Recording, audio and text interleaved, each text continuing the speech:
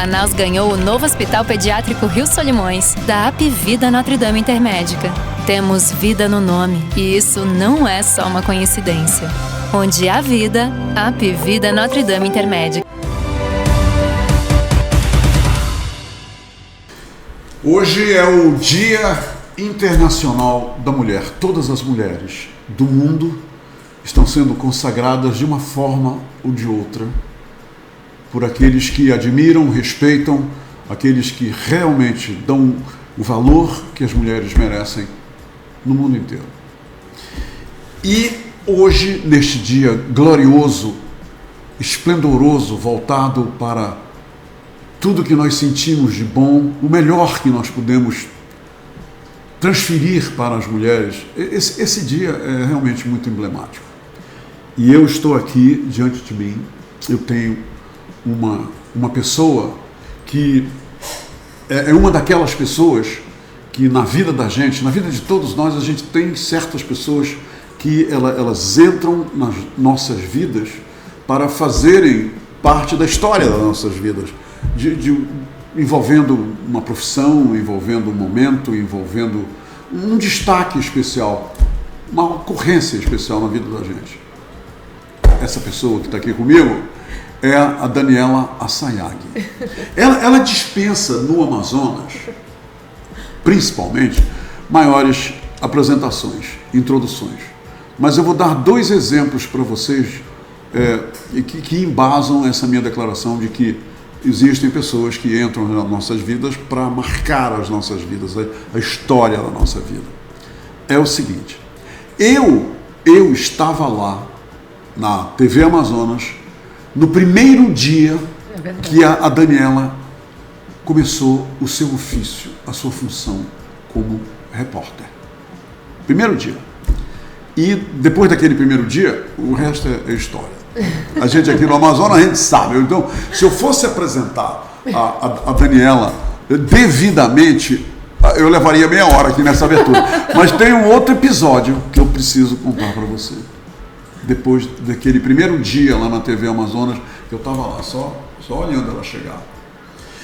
Eu estava lá em Nova York com ela, quando ela, como a primeira repórter, com uma equipe local, foi para mostrar, para entregar para o mundo ver uma das maiores manifestações folclóricas do mundo, que é a manifestação dos bois de Parintins. Ela estava lá com o seu boi, o caprichoso, e o contrário. Eu nem vou dizer o nome do contrário. Falar também. Tá todo mundo tão amigo ultimamente. Já tá tudo bem, né?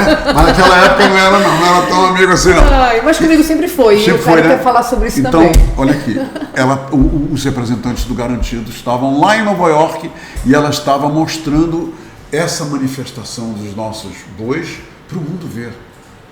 Através do programa Fantástico. Foi esse o programa? Foi. Fantástico, né? Foi fantástico. E também o Bom Dia Brasil, no outro dia. Bom Dia Brasil, tá vendo só? E eu estava lá do lado dela.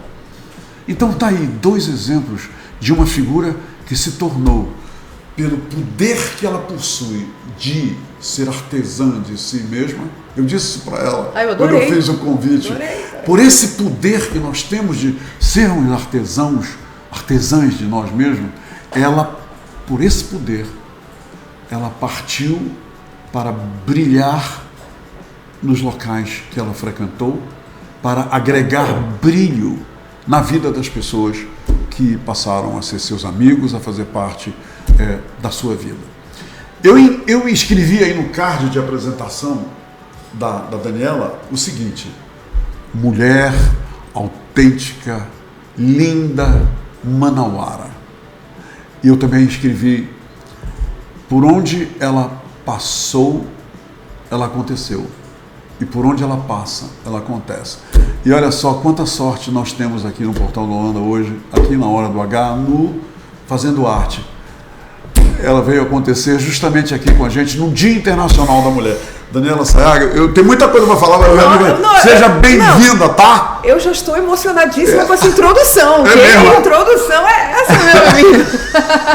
Muito legal, muito obrigada por tanto carinho. Eu estava falando aqui com a tua equipe, inclusive, que a gente está completando esse ano, na verdade, ano que vem, 30 anos de amizade, porque essa data que você falou, quando eu entrei na TV, quando eu entrei, eu adoro datas cheias, assim, 10, 20, 50, adoro. Quando eu entrei na TV Amazonas, foi exatamente em 95, né? 2 de fevereiro de 95. Foi isso mesmo. E você já estava lá, você já era, na verdade, um veterano da TV Amazonas, junto com outros colegas, e eu também super te admirava, e é um encanto para uma menina, na época de 19 anos, entrar na TV, que era o grande sonho, né? O meu grande sonho era trabalhar em TV, eu achava, e como acho ainda, esse circo eletrônico todo do audiovisual, uma coisa sensacional, e te ver, assim, pessoalmente, que a gente via na televisão e tal, e depois se tornar amigo, olha só. E pra vida, né? E pra vida, que privilégio meu também. Puxa vida. Dani, me diz uma coisa. Eu não posso evitar de começar justamente do teu primeiro grande brilho de encanto para as pessoas, que foi a tua passagem no Boi Caprichoso. Me diz uma coisa, o que te ligou, o nascedouro de tudo isso, de tu te envolveres tanto e depois te tornares um símbolo dessa cultura do boi caprichoso, não só em Parintins, não só em Manaus, no Amazonas, mas para o mundo inteiro. Porque tu foste a grande figura icônica, tu te tornaste desse boi. Como é que isso surgiu, esse boi na tua vida? O boi na minha vida, ele surgiu no início, olha só. Ele saiu mais ou menos uns 70 anos antes, né, junto com o nascimento do próprio boi, antes de eu nascer. Porque o meu avô, Elias Assayag, é de Parintins, era, né, já falecido, e eu nasci o meu pai contando as histórias da infância dele em Parintins com o boi caprichoso. Então o vovô, que tinha fazendas e tinha um comércio que ficava bem tem ainda, a casa está lá ainda em pé, bem na frente do mercado, na praça central de Parintins, a gente está falando de Parintins aí dos anos 40, onde funcionava ainda com lampião, não tinha luz elétrica. Os bois se apresentavam, os 2 bois, já tinha essa disputa super grande e acirrada, e eles se apresentavam, e algumas famílias adotavam um boi ou adotavam outro. E como era adotar? Ele contratava aquele grupo, aquela trupe, aquela coisa meio mambembe que ia pelas ruas comemorando as festas juninas, para se apresentar na frente da sua casa, no terreiro da sua casa, no quintal da sua casa. E no caso do meu avô Elias, ele era uma dessas pessoas que gostou do caprichoso e ajudava, financiava o caprichoso, para que as roupas, as fantasias, o boi pudesse sair nas ruas. Era uma atração, era como se desse uma festa junina. E existia naquela época, eu acabei de pensar nisso, como o teu avô, ele só contratava o azul e outras famílias só contratavam o vermelho? Exatamente. Foi aí que começou essa história? Exatamente assim. O meu boi era o caprichoso, eu investia no caprichoso, eu contratava o caprichoso para minha festa. Da mesma maneira acontecia com o pessoal da Baixa, com o pessoal do Garantido, né? Então, na época existia a figura dos donos do boi, que hoje, fazendo uma correlação, seria o presidente do boi, mas na época era o dono do boi, era o termo que era usado. Então eles contratavam com o dono do boi para se apresentar em determinado momento. Matavam um boi na fazenda, um boi de verdade, né, sem ser de pano, e aí chamava os compadres, chamava os afilhados e fazia ali a celebração junina com aquele boi se apresentando. Pois muito bem, meu pai e meus tios pequenininhos, crianças, eles entravam na hora da vaqueirada com os cavalinhos dele e as pequenas lanças, né? Sim, eu me lembro. Inclusive as criancinhas, né? Os cavalinhos. E o meu pai, inclusive, tinha, junto com meus tios, Simão Assayag, José Assayag, Moisés, Mário, eles tinham o filho do caprichoso, um boizinho infantil que era o Douradinho, que era o mini caprichosinho, que eles brincavam assim. Que era para as crianças? Que era para as crianças. E eles entravam, inclusive o papai contava a vida inteira que uma vez deram um chute no cavalinho dele e quebrou a bunda assim, sabe? Sim. Entrou. E aí era motivo de briga, porque eles diziam, o cavalo do Elcio é a bunda quebrada, e ele brigava com os meninos. Então, assim, a minha história com o boi, ela é uma história que antecede a mim mesma, sim, né? E a história da minha família com o boi é assim. E aí, o que aconteceu? Eu nasci em 1974, em Manaus. Muita gente acha que eu nasci em Parintins, o que me deixa extremamente orgulhosa. E eu vou te dizer do fundo do meu coração, eu até gostaria de ter nascido em Parintins, eu gostaria de ser cidadã parintinense, mas não sou. Não sou porque minha mãe era de Manaus, imagina, se hoje, né? Hoje já tem estrutura no interior, você tem cidades com UTI, uma estrutura maior. A gente está falando de 50 anos atrás. Era mais fácil naquela época alguém vir do interior para ter um filho em Manaus do que alguém sair de Manaus para ter um filho no interior. Não fazia muita sentido pela estrutura social que se tinha na época. Então eu nasci em Manaus, na Santa Casa de Misericórdia, e aos 7 anos a gente começou a ir para Parintins. Então minha infância foi em barco para Parintins. E tu ia sempre no mês de junho? Sempre no mês de junho. Às vezes a gente ficava até para julho, para a festa da padroeira, porque naquela época, mais importante do que a festa do boi para o parintinense era a festa de Nossa Senhora do Carmo. Era lá que as famílias se reuniam. Então tinha gente que dizia assim, eu vou para a festa de Nossa Senhora do Carmo e vou antes para ver o boi. A festa importante que reunia as famílias parintinenses, não que ainda não seja, é uma grande celebração, é lindíssimo, mas o boi tomou uma outra proporção, diferente do que era há 43 anos atrás. Então, aos 7 eu comecei a ir, a gente ficava hospedado, toda a família, nessa casa do meu avô, montavam as redes no 2º andar, era um grande, como ainda é, um grande salão com divisórias de madeira, não era uma divisória de alvenaria, e cada família, ou seja, mulher e filhos de cada filhos do Elias e da Aurora Sayag ficavam num compartimentozinho dividindo o mesmo banheiro. Entendi. Então, minha infância era assim, a gente ia de barco, ficava hospedado na casa do vovô, no salão grande, e ia ainda para a quadra de madeira, né, para o tablado de madeira, lá do lado da igreja, o boi. Não é? Exatamente. Tiveram vários lugares. Sim. Por último, quando eu comecei a me apresentar no boi, que foi aos 11 anos, em 1985, foi minha primeira apresentação no boi, já era aonde é o bumbódromo hoje. Então tinha um bumbódromo de madeira na mesma localização.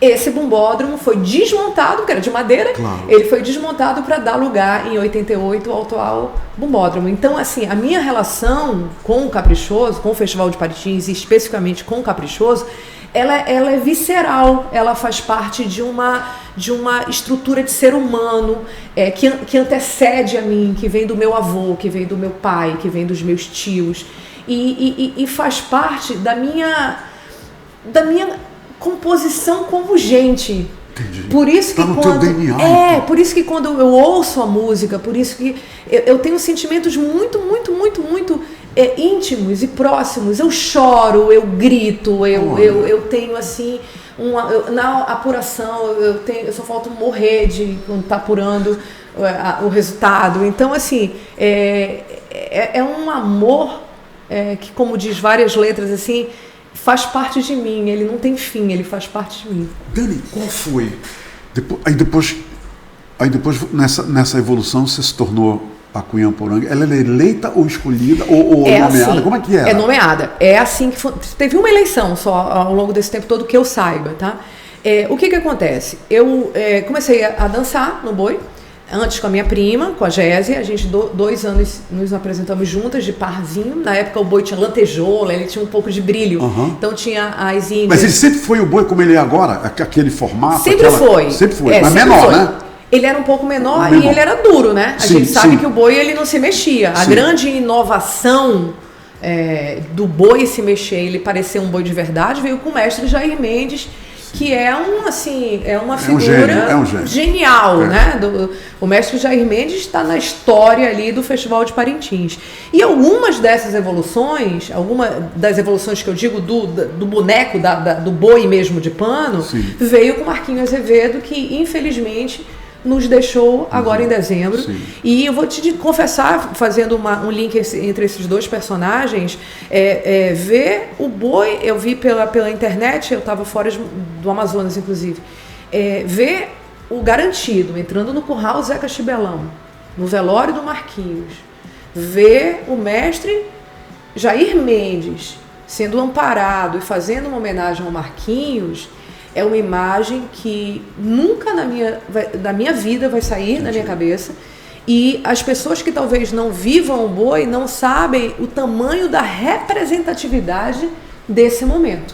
O Garantido, o boi Garantido entrar no curral do Caprichoso e o mestre Jair Mendes reverenciar o maior discípulo que ele teve, que foi o Marquinhos, que inovou também a partir das criações do Jair em fazer o movimento, o Marquinhos colocou uma série de outros, soltava fumaça, sabe? Tinha uma série de outros elementos ali de mexida de quadril, o boi hoje, se você reparar a evolução, que é um dos itens, ele eu não sei como é que eles fazem aquele negócio, ele se acopla, ele se condensa todo. Sim, como se os músculos... Fosse uma mola, o boi como se ele fosse uma mola, sim, ele mexe o pescoço.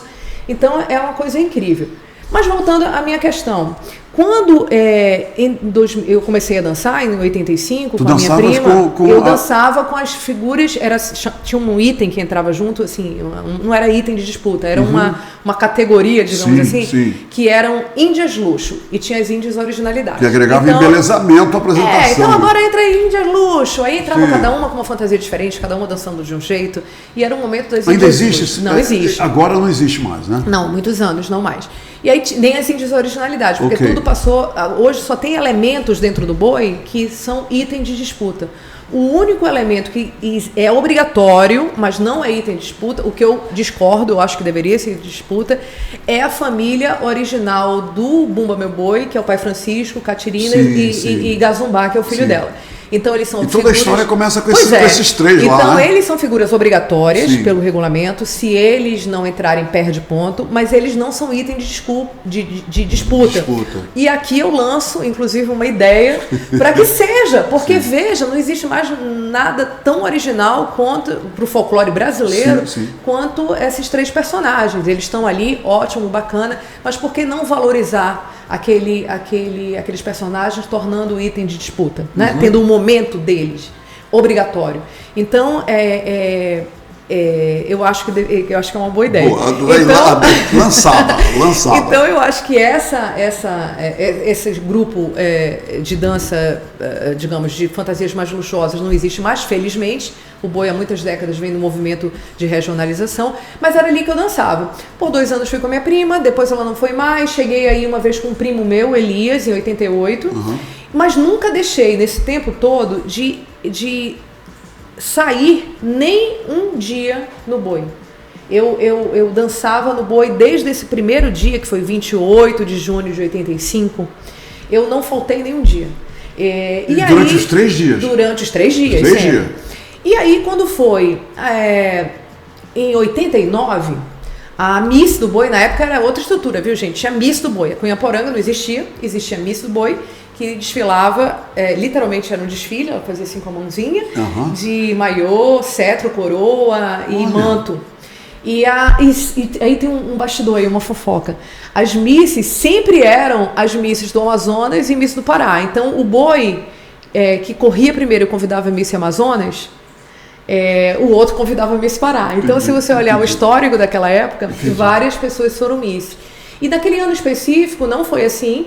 As duas Misses, a do Caprichoso foi a Anne César, que era a Miss Amazonas, e a do Garantido foi a Tami. A Tami, não, antes da Tami, foi a Gina Araújo. A Gina, que irmã da Gisele. Eu conheço a Gina. Exatamente, a Gina Araújo, Santiago. E a Gina era Miss Garantido, né? E a Anne Miss Caprichoso. E elas desfilavam todas bonitas, assim, de Miss. E aí, quando foi em 90, talvez eu esteja perdido um pouco nessa data, mas entre 89 e 90, eu lá nas minhas índias luxo, marcando adolescente presença. Ainda, das minhas índiazinhas luxo, a Anne disse pro meu pai, tio Elcio, o pai dela, César, era amigo do meu pai do Rio Negro, do clube. Tio Elcio, eu queria me apresentar. Ela foi convidada para ser novamente, ela já não era mais Miss Amazonas, mas ela disse que eu queria me apresentar com a roupa que é de Índia e que eu apresentei em São Paulo. Aí consulta regulamento, vai lá com o Gil Gonçalves, que era o apresentador, e aí olha regulamento lá, não tinha nada que impedisse que a Miss se apresentasse sem ser com cetro, coroa, manto e tal. Entendi. Disse, vamos colocar. E no último dia, colocaram a Miss, que era a Anne César, vestida de Índia. E aí se tocaram que era estranhíssimo chamar Miss do Boi, todo vestido de Índia. Minha mãe, na porta ali, quase para entrar, escreveu um texto, assim, apoiada na coxa, literalmente nas coxas, dizendo mais ou menos, dando uma explicação para aquilo, dizendo que a Anne, como Miss Amazonas, era Miss de todos os amazonenses, e que ela ia se apresentar com a roupa que ela se apresentou no concurso em São Paulo. Então, naquele momento, o Caprichoso substituía a coroa pelo cocar, o manto pelo capacete, que é como se chamava na época, e o cetro pelo arco e a flecha, e nós recebíamos então a Miss do boi com o traje típico. Nunca mais saiu. E no ano seguinte, os 2 bois chegaram à conclusão que essa mudança era bem-vinda e necessária, né? E mudaram o nome para Cunhamporanga, que é a moça bonita. Assim nasceu Cunhamporanga. E aí a primeira Cunhamporanga com o nome Cunhamporanga foi a Luiziane Medeiros, se eu não estou enganada, do Caprichoso. O Garantido eu não lembro, mas assim, por favor. Normal. É porque realmente eu não vivi os bastidores. A galera vai entender. Eu não vivi esses bastidores do Garantido. E ali eu era uma adolescente, tinha 15, 16 anos. Claro. E quando foi em 91, mais ou menos ali em abril, maio, eu recebo um telefone. Na época não tinha celular, né? Então ligaram para minha casa e eu atendi o telefone. Era o seu Geraldo Medeiros, pai da Andréia, da Lene, da Marta e de tantos outros. Eles são 7 ou 8, que vai completar agora, se eu não estou enganado, 95 anos, seu Geraldo. E ele era o presidente do Caprichoso. Ele disse: Daniela, eu digo, oi, é Geraldo. Eu, oi, seu Geraldo, tudo bem? Minha filha, a gente está aqui reunido, a gente quer saber se você aceita ser a nossa Cunhamporanga. Eu fiquei muda, comecei a gritar, e aí entreguei o telefone para o meu pai, e eu só me lembro do papai dizendo: Geraldo, eu acho que ela aceita sim, porque ela está aqui gritando e chorando do meu lado, eu acho que ela aceita. E assim eu me tornei Cunhamporanga. E na época era super comum, os itens ficavam 1 ano, eles eram substituídos normalmente, né? Era uma coisa que tinha uma rotatividade muito grande. E eu fui a primeira pessoa que fui convidada, e fui reconvidada e reconvidada.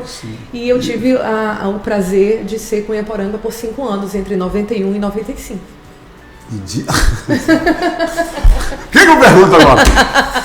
Daniela, aí depois desse período glorioso lá no Caprichoso, de repente eu te encontro no teu primeiro dia na TV Amazonas.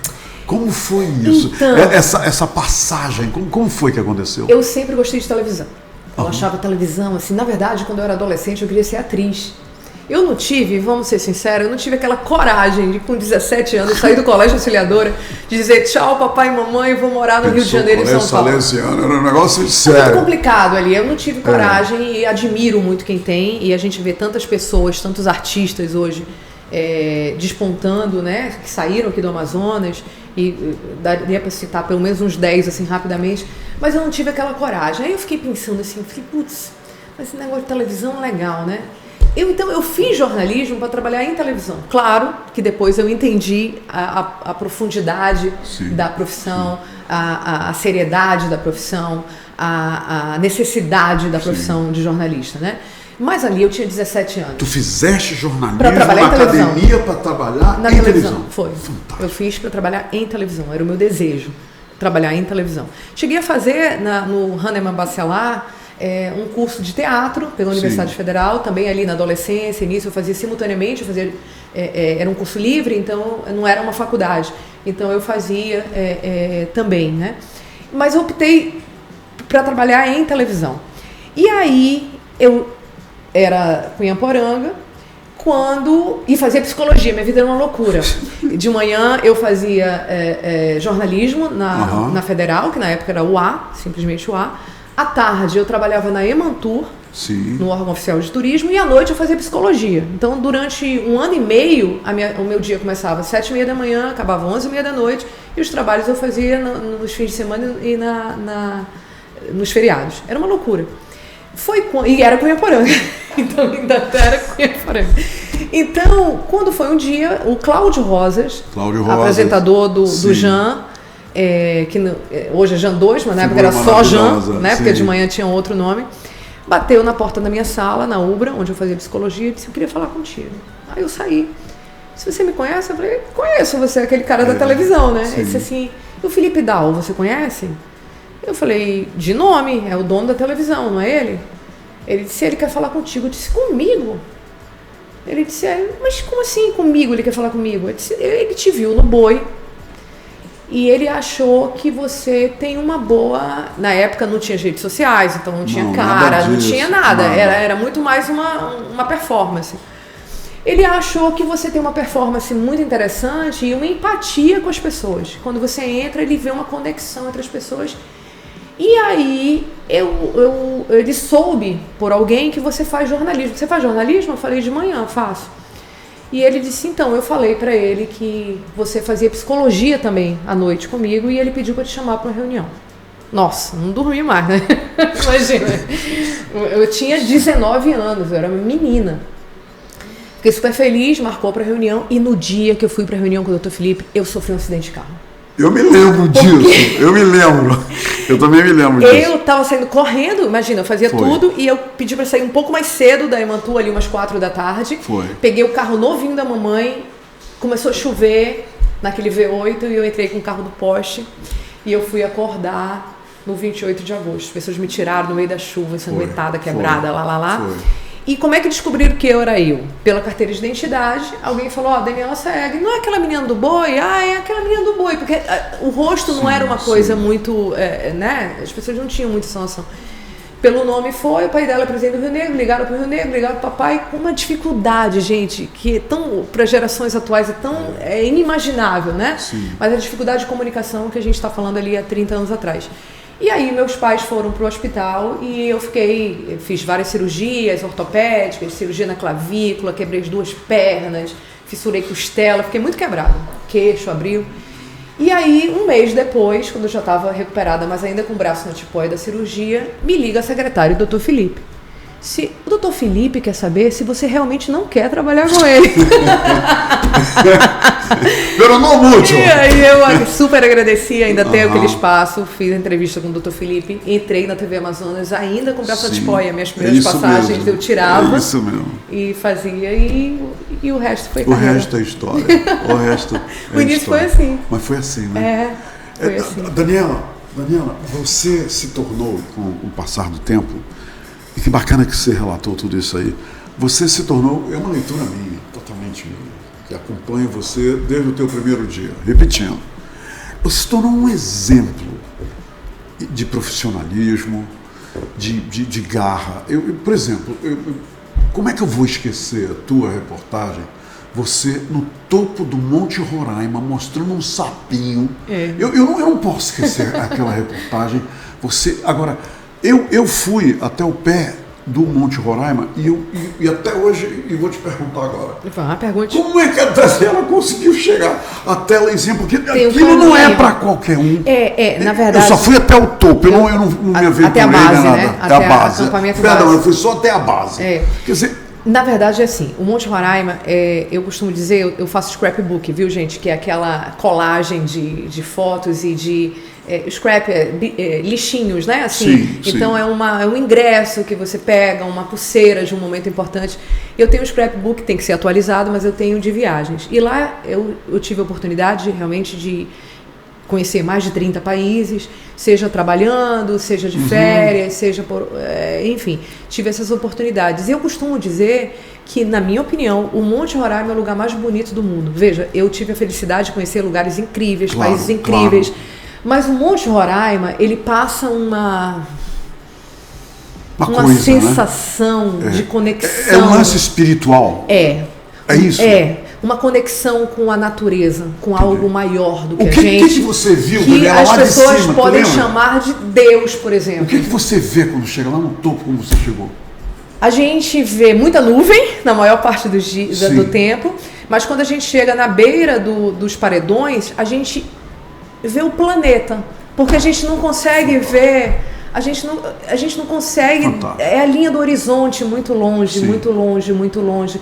E a gente se sente tão pequeno, e a gente, naqueles 8 dias que passa lá, Humberto, por isso que é uma experiência que eu indico para todo mundo, é uma conexão com a natureza, uma conexão com Deus, é uma conexão com o que você tem de mais íntimo e mais profundo, é uma revisão de tudo que você já viveu, é um planejamento do que você ainda quer viver, e principalmente, como você está deitado ali num colchonete, num saco de dormir, na pedra, no frio muitas vezes, porque faz muito frio à noite, embora você esteja de agasalho, dentro de um saco de dormir, dentro de uma barraca, dentro de uma caverna, que é assim que se dorme lá. Sim.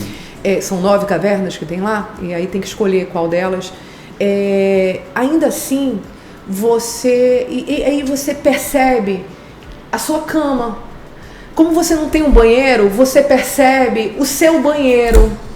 Como você anda muito e dói a batata da sua perna, você percebe o seu carro. Sim. E você Essas percebe... comodidades aí que se tornam rotina pra gente. Né? Que se tornam rotina e que a gente não valoriza. Então, uma oportunidade que a gente tem de se reconectar com o que é mais básico do ser humano, que é a vida, que é o frio, que é o calor, que é a dor, que é a felicidade de estar ali. E quando você volta de lá, você passa, sobretudo nos dias e meses assim, mais próximos da viagem, você passa a valorizar coisas que você não enxergava mais, porque já faziam parte ali da tua vida, da tua rotina, da tua realidade. Então, as fotos são maravilhosas, o vídeo é maravilhoso, mas o que me encanta no Monte Roraima é toda essa sensação que ele gera em quem tem a felicidade de visitá-lo. Dani, qual é... Eu vou usar um clichê agora, eu não posso fugir dos clichês. Dani, qual é já que você... Dani, porque ele é de Nova York. Eu sou de Nova York, eu sou Ilhéu, tá? Vamos entrar nessa. Dani, você tornou-se uma inspiração, um exemplo de profissionalismo para muitas meninas, para muitas garotas, jovens manauaras.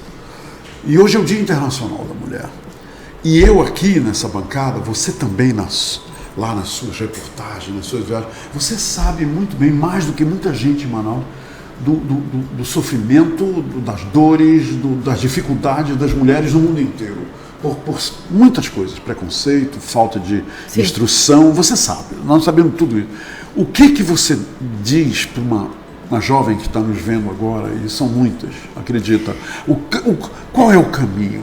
Tem uma receita de bolo para alcançar na sua carreira profissional todos esses méritos, todas essas lições aprendidas, todas essas experiências que você começou lá no Boi Caprichoso, aí foi indo, tornou-se uma repórter com um dinamismo de expressão nacional. Qualquer menina manauara como você, qualquer mulher manauara como você, que pode dizer, eu vou entrar na faculdade, vou entrar na universidade para ser isso. É esse o caminho? Qualquer um, porque na verdade o que torna a vida maravilhosa e impressionante é a gente querer até ter um certo planejamento, mas tentar surfar nas oportunidades que vão aparecendo. A minha mãe, ela uma vez, eu era muito nova, e ela me disse o seguinte: minha filha, a vida é como se fosse um trem, você faça a sua mala, e aí você fica esperando, quando o trem passar, você joga a sua mala dentro e você vai, porque não dá tempo de você voltar lá em casa e dizer, trem, espera só um pouquinho que eu vou lá fazer minha mala. Não dá tempo. Então, o que é essa mala, Humberto? É estudar inglês, é se relacionar com pessoas, é ler um bom livro, é assistir bons filmes que possam acrescentar em você, é você se preocupar com o outro, é você não se preocupar apenas com o que você vê no espelho, o sapato que você vai usar hoje, mas também com as pessoas que não têm sapato e, poxa, de vez em quando dá uma olhada aqui no meu guarda-roupa, o que eu posso fazer, que eu tenho muito e posso compartilhar, ou não tenho muito, mas quero compartilhar o pouco que eu tenho. Isso tudo é preparar a mala. É você estar atento a um amigo, é você dar parabéns no aniversário de um amigo, porque pode parecer que você é mais um, mas na verdade você não é mais um, você é aquele amigo, tem um coração, é um lugar especial guardado no coração daquele amigo. Tudo isso é preparar a mala. Eu estou falando aqui algumas coisas, mas essa mala é gigante e vai da percepção de cada um o que botar dentro dessa mala. As oportunidades, elas aparecem para todo mundo. Eu não tenho dúvidas. O segredo está em você saber enxergá-las e aproveitá-las.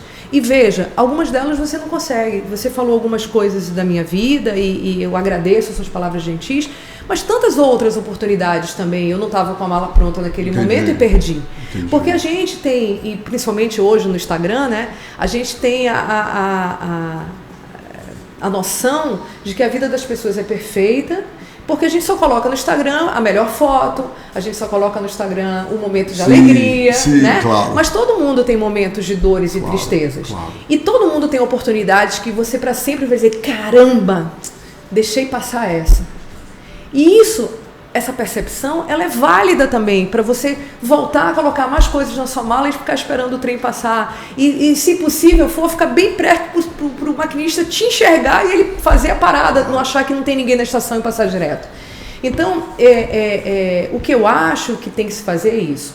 Mas você tocou num assunto e eu não queria deixar passar, porque foram 2 perguntas numa só, a questão do papel da mulher nessa sociedade que a gente vem. Primeiro, eu te agradeço muito por você me convidar hoje, né, dia 8 de março. Você teria um leque gigantesco de mulheres espetaculares para estar aqui nessa cadeira que eu estou. Amazonenses que fazem trabalhos sensacionais em diversas áreas, nas mais diversas áreas. E aí eu estou falando contigo, vem assim, pulando na minha cabeça uma série de nomes e eu não vou falá-los para não ser injusto com as pessoas que eu não vou conseguir falar. Mas te agradeço muito. E vou te dizer que a responsabilidade que eu sinto desde a primeira criança, às vezes eu ia pegar minhas filhas no colégio e as criancinhas que não me conheciam diziam, tia, eu quero ser jornalista por causa da senhora, tia. Eu fui talvez entendendo a dimensão desse tamanho, dessa responsabilidade. E o que eu posso simplesmente dizer, entre tantas coisas que poderiam ser ditas, é que as mulheres elas têm que ter consciência de o quanto fortes são. E às vezes perceber o quanto o outro, às vezes uma outra mulher, às vezes um parente, um pai ou uma mãe, às vezes um irmão, às vezes um amigo que se passa por amigo não é, às vezes filhos, às vezes, e na maioria das vezes é assim, o cônjuge, o companheiro dessa pessoa. De propósito ou não de propósito, mas querendo ajudar, sim, ele acaba espizinhando, minimizando essa mulher, rebaixando essa mulher. Isso acontece com todo mundo, viu, gente? A gente não percebe, às vezes a gente vai sendo envolvida pela situação e a gente não percebe que está nessa situação. E às vezes os outros até dizem, uma amiga morrendo de medo de perder a amizade, e você diz, não, ela tá doida, eu vou até me afastar dela porque tá aqui contra o meu casamento e tal. E não, olha, eu anotei aqui para não esquecer, porque eu achei um número sensacional, é uma pesquisa que foi feita e divulgada pela CNN em novembro do ano passado. Olha só que absurdo, 25 milhões de mulheres no Brasil passam ou já passaram por algum tipo de agressão. 89% dessa agressão, 89% é uma agressão psicológica. Sim. Eu agora estou cursando faculdade de Direito e a gente estudou bem a Lei Maria da Penha e a gente sabe que foi reconhecido esse tipo de agressão e que é o pior tipo, porque ela vem com, mas você tá gorda, hein?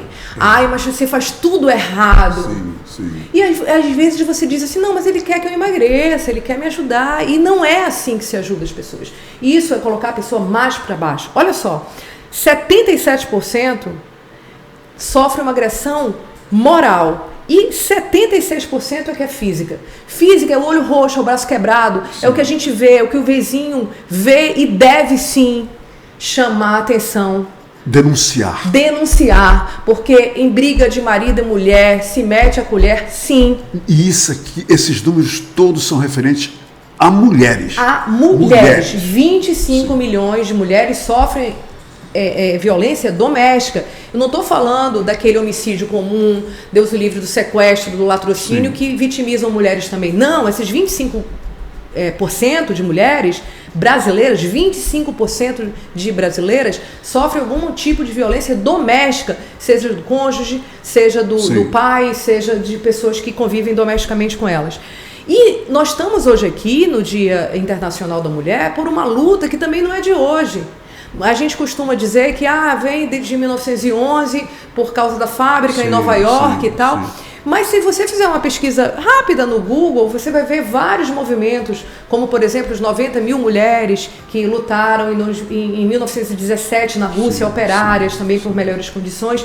E ao longo dessas décadas, o voto feminino e que todos eles são simbolismos de um empoderamento.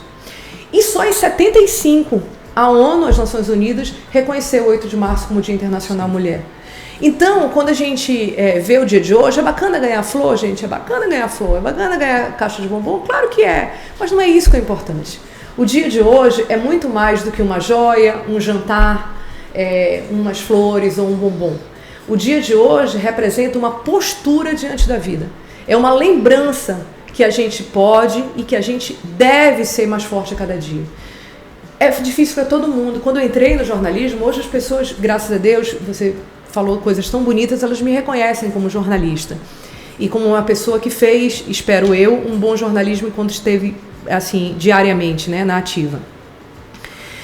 Mas, quando eu entrei lá no jornalismo, eu ouvia comentários dentro da TV e fora, tipo assim, poxa, a TV Amazonas está apelando, né? Está convidando até Cunhaporanga para ser jornalista.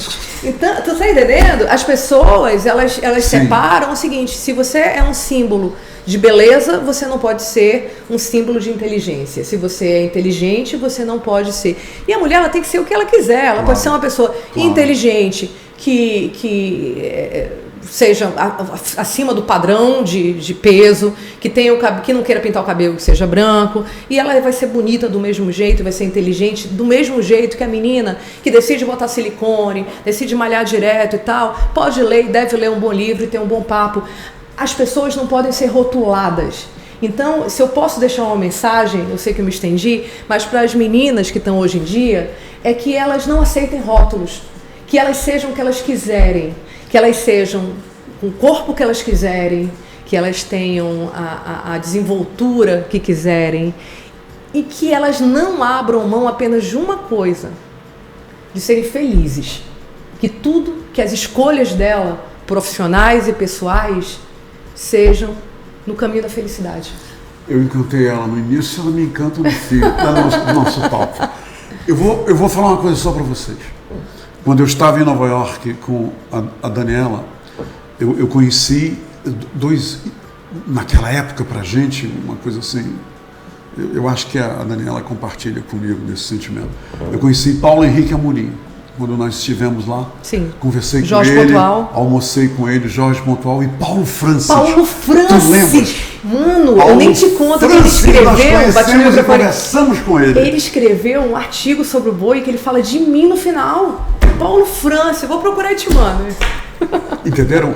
Hoje, imagina, eu conversando com Paulo Francis, com aqueles ícones do jornalismo, hoje eu tenho muito orgulho de dizer que esse sentimento nós podemos ter em relação a Daniela, porque ela está nesse patamar, desses grandes jornalistas brasileiros. E tem uma coisa que eu digo para ela há muitos anos, toda vez que eu me encontrava com ela, eu dizia isso.